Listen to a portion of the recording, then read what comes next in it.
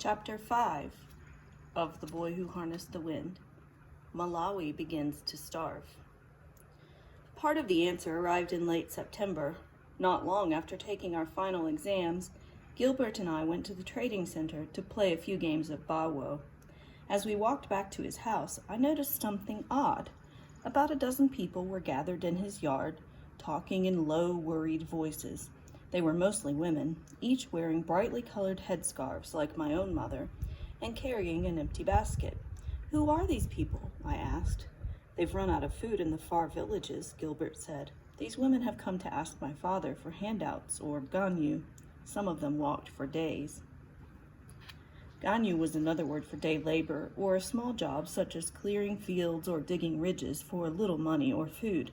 It's how many farmers in Malawi made a living when times were hard, but I'd never seen this many people at once. "What's your father going to do?" I said. "He's going to feed them," Gilbert answered. "He has no choice. He's their chief." What Gilbert said was true. The drought had destroyed all of the crops in the countryside, and the families in the smaller villages had run out of food. Their storage rooms were empty, and now they were hungry. I came home and told my father what I'd just witnessed. He'd also seen the lines of women, but didn't seem too concerned. He explained that the government always kept giant stocks of maize for emergencies. In tough times like these, they sold it on the market for a reduced price so that everyone could afford to eat. "Don't worry," he said. "Whatever the case may be, our family has never gone hungry." A few days later, however, my father returned from the trading center, where a group of farmers had held a rally. They'd delivered some terrible news. A few dishonest men in the government had sold our emergency maize and taken off with the money. "They're saying there's nothing left," he told my mother. "This year will be a disaster." My mother's face seemed stricken. "Only God can help us," she whispered. After that, hunger came to Malawi. Due to the shortage of maize, the price doubled in the market. When this happened, people started hunting for food in the forest. One evening before dinner, I was feeling a bit hungry. So I walked next door to see if I could snatch a few mangoes from Mr. Mwale's trees. When I arrived, he and his family were sitting down to steaming plates of food. "Just in time," I said. But when I looked closer, I realized what the Mwales were eating: pumpkin leaves and stewed green mangoes. They weren't even ripe, and I'm sure they tasted awful. "You'll find no food here," Mr. Mwale said, wrinkling his nose as he chewed. Later, I saw several men digging ridges in Mwale's field for ganyu. They were from the outer villages, and each walked away carrying a handful of those same green mangoes. A few days later, while walking through the trading center, I saw something else I'd never seen. Women had spread out plastic tarps and were selling gaga. Gaga are the clear-colored outer layers, or chaff, that are removed from the maize kernels in the mill. It's mostly garbage, left on the mill floor and tossed away. Farmers fed it to their chickens and pigs. I like to use gaga in my bird traps, but I'd never seen people eat it. Yet here it was selling in the market for 300 kwacha a pail, 3 times what it normally cost. A group of women held metal buckets and crowded around the sellers, pushing one another to get some. "Move away, I was here first."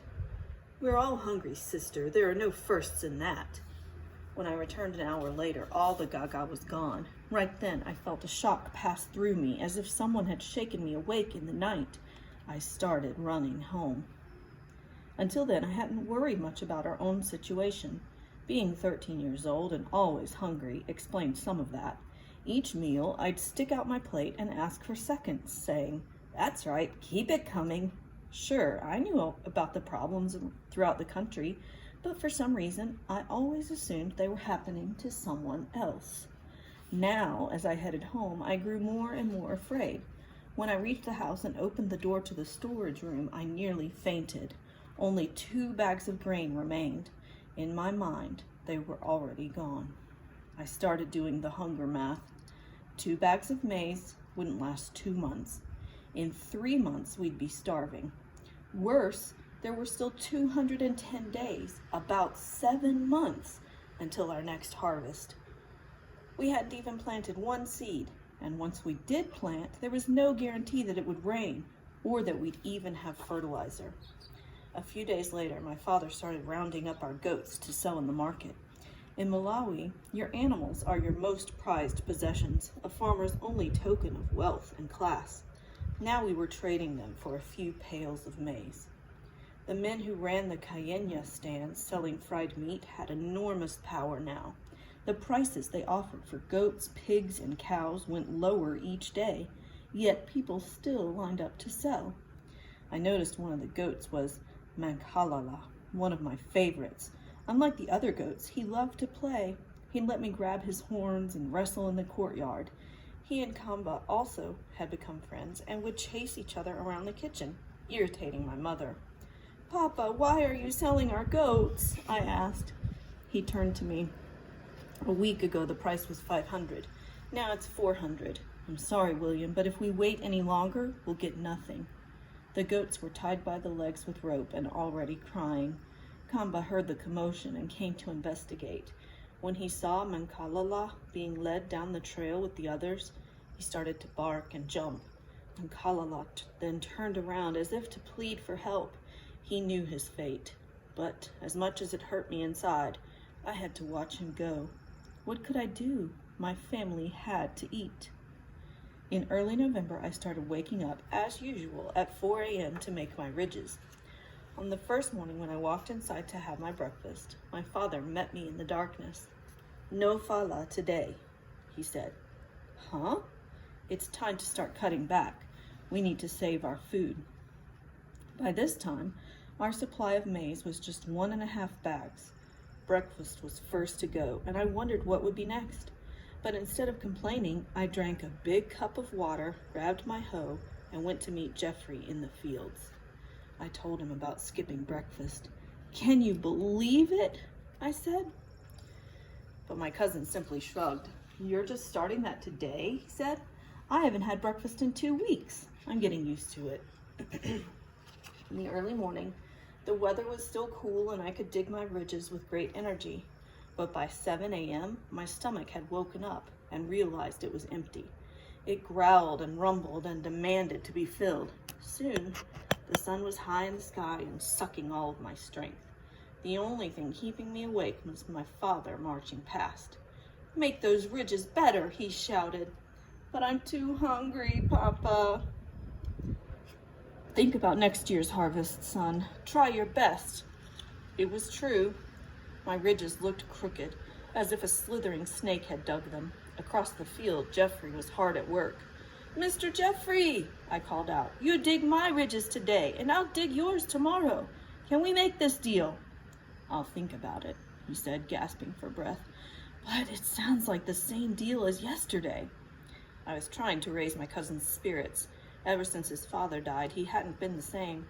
He looked sad, and sometimes he stayed in his room for an entire day and didn't speak to anyone. He was also sickly.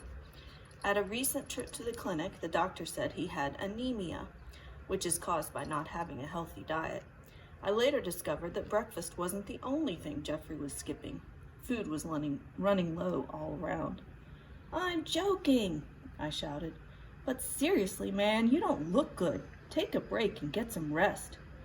"I have no choice," he said, swinging his hoe. "You know my deal." I also knew that Jeffrey wouldn't be returning to school in the next term. Because of the drought and losing her husband, Jeffrey's mother didn't have the money to pay his school fees.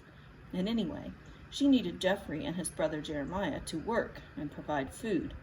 That day, I pretended not to know. "Soon, your man Kamkwamba will be in secondary school where he belongs," I said, "wearing trousers and walking tall." "He'll find us there," Jeffrey said. "We older boys have plans for Kamkwamba." "You can't touch him." "Oh, you wait and see." Jeffrey wasn't the only one changing. Kamba was also slowing down. I'd always known that his best years were behind him, back when he lived on the estate, but now his age was starting to show. And ever since the drought, he'd grown thinner. The food I was feeding him at night just wasn't enough, I guess. As he got slower, mice in the fields outwitted him. The other dogs beat him to the scraps in the garbage piles. Kamba no longer chased chickens around the courtyard, but stayed in the shade and slept. I was beginning to see his ribs. One night, when I tossed up a bowl of Nasima for him to eat, he lost sight of it, and it landed right on his head. "What's the problem, old man?" I teased. He leaned over and sucked the food down in one gulp. Some things didn't change.